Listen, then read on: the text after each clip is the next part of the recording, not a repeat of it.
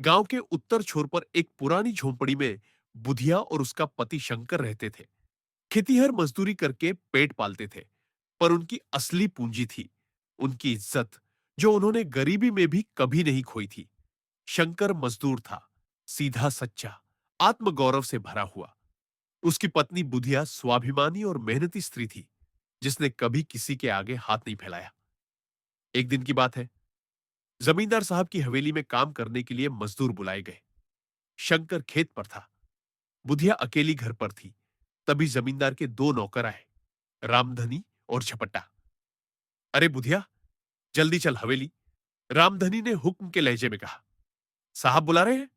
बुधिया ने पूछा। हाँ, कुछ झाड़ू पोंछे का काम है, झपट्टा ने घूरते हुए कहा।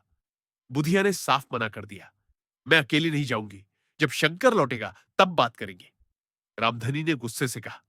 बड़ी बनी इज्जतदार, चलना पड़ेगा, साहब का हुक्म है। बुधिया ने उनकी बात नहीं मानी। अगले दिन जब शंकर खेत से लौटा, तो देखा कि बुधिया सहमी सहमी बैठी है। आंखें लाल थीं, पर होंठ सिले हुए। क्या हुआ? शंकर ने पूछा।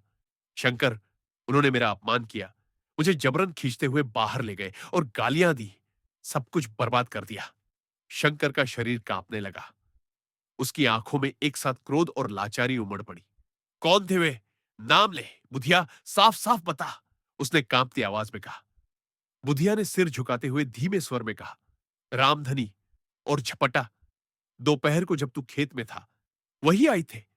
शंकर का आत्मसम्मान लहूलुहान हो गया था। मैं क्या करूं?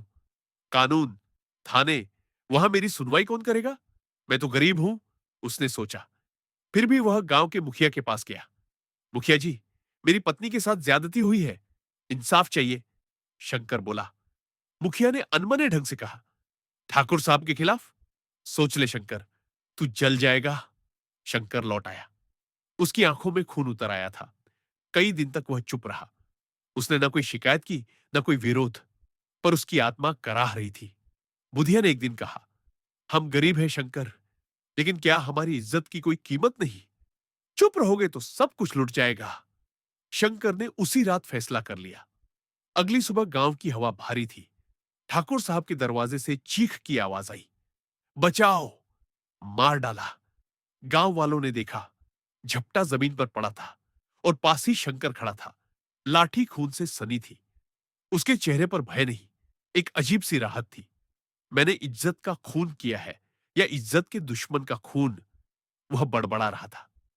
पुलिस आई। शंकर को गिरफ्तार किया गया। अदालत में पेशी हुई। जज ने पूछा, तुमने हत्या क्यों की? शंकर ने शांत स्वर में कहा। जिस समाज में गरीब की इज्जत का कोई मोल नहीं, वहां उसे खुद अपनी इज्जत की रक्षा करनी पड़ती है। अगर इज्जत की कोई कीमत नहीं, तो जिंदगी की क्या कीमत? सारा न्यायालय सन्न था। अदालत ने उसे जेल भेज दिया, लेकिन बुधिया के चेहरे पर पहली बार संतोष था। शंकर को जेल जाते हुए देखते हुए गांव के कई लोग सोच में पड़ गए। कुछ ने उसे अपराधी कहा, पर कईयों ने उसे नायक माना। एक बुजुर्ग किसान बोला, शंकर ने जो किया वो गलत नहीं, लाचार का प्रतिकार था। अगर गरीबों की इज्जत बचाने के लिए कानून नहीं जागेगा, तो वो खुद उठेंगे। बुधिया हर दिन जेल जाती, शंकर से मिलती। दोनों की आंखों में अब आंसू नहीं थे, बस संतोष था। उन्होंने इज्जत का सौदा नहीं किया। गांव में अब लोग धीरे धीरे बोलने लगे, शंकर ने रास्ता दिखाया, हम भी अब चुप नहीं रहेंगे। ये कहानी सामाजिक व्यवस्था पर करारा प्रहार करती है, जहां गरीब की इज्जत ताकतवरों की मनमानी से कुचली जाती है। लेकिन यह कहानी एक साधारण किसान के संघर्ष और आत्मबल को दिखाती है, जो न्याय पाने के लिए अपनी हर सीमा पार करता है, भले ही उसे कानून तोड़ना पड़े।